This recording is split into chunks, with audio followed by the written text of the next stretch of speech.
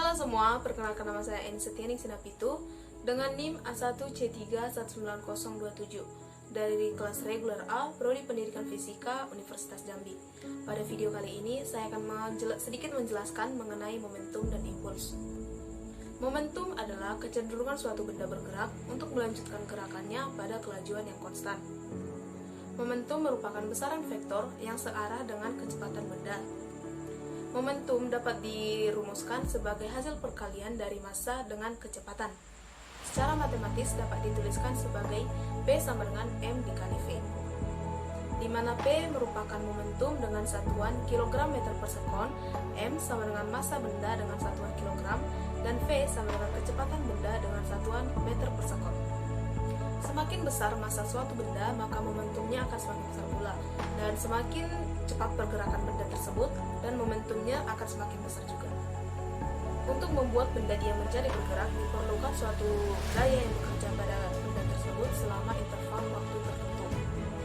Gaya yang diperlukan tersebut disebut sebagai impuls. Impuls digunakan untuk menambah, mengurangi, ataupun mengubah arah momentum dalam satu waktu. Impuls dapat dirumuskan sebagai hasil perkalian antara gaya dengan interval waktu. Secara matematis dapat ditulis sebagai I sama dengan F dikali delta T, di mana I sama adalah impuls, kemudian F atau gaya dengan satuan Newton, dan delta T merupakan waktu dengan satuan sekon. Apabila dua buah benda bertumbukan, maka dari kedua benda tersebut akan didapatkan jumlah momentum benda sebelum tumbukan akan sama dengan jumlah momentum benda sesudah tumbukan. Hal inilah yang disebut sebagai hukum kekekalan momentum. Apabila dua buah benda, salah satu atau kedua benda tersebut sedang bergerak, suatu saat benda akan saling bersinggungan sehingga terjadi gaya tolak-menolak sebagai gaya reaksi tekannya pada titik singgungan kedua benda. Maka kedua benda tersebut dapat dikatakan melakukan tumbukan. Berdasarkan sifat kelentingan atau elastisitas suatu benda, maka tumbukan dapat dibagi menjadi tiga, yaitu yang pertama yaitu tumbukan lenting sempurna, kedua tumbukan lenting sebagian, dan yang ketiga tumbukan tidak lenting sama sekali. Yang pertama yaitu tumbukan lenting sempurna. Dua buah benda dikatakan mengalami tumbukan lenting sempurna apabila pada kedua benda tersebut tidak terjadi kehilangan energi kinetik. Jadi, energi kinetik total pada kedua benda tersebut sebelum dan sesudah tumbukan adalah tetap. Pada tumbukan lenting sempurna berlaku hukum kekekalan momentum dan hukum kekekalan energi kinetik. Dua buah benda memiliki massa M1 dan M2 bergerak saling mendekati dengan kecepatan F1 dan F2 di sepanjang lintasan yang lurus. Setelah keduanya bertumbukan, masing-masing benda akan bergerak dengan kecepatan F aksen 1 dan F aksen 2 dengan arah yang berlawanan.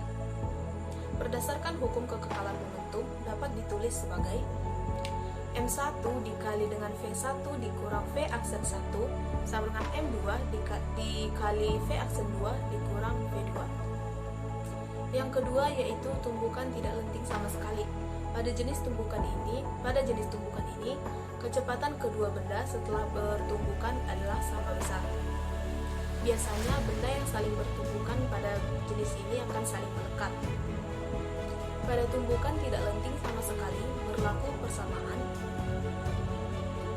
M1 V1 ditambah M2 V2 sama dengan M1 V aksen 1 ditambah M2 V aksen 2.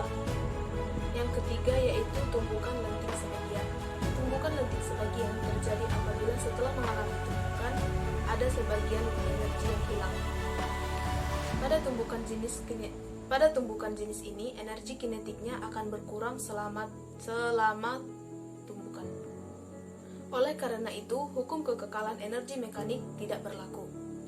Besarnya kecepatan relatif juga berkurang dengan suatu faktor yang disebut sebagai koefisien restitusi.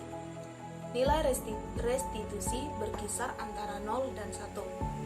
Untuk tumbukan lenting sempurna, nilai restitusinya sama dengan 1.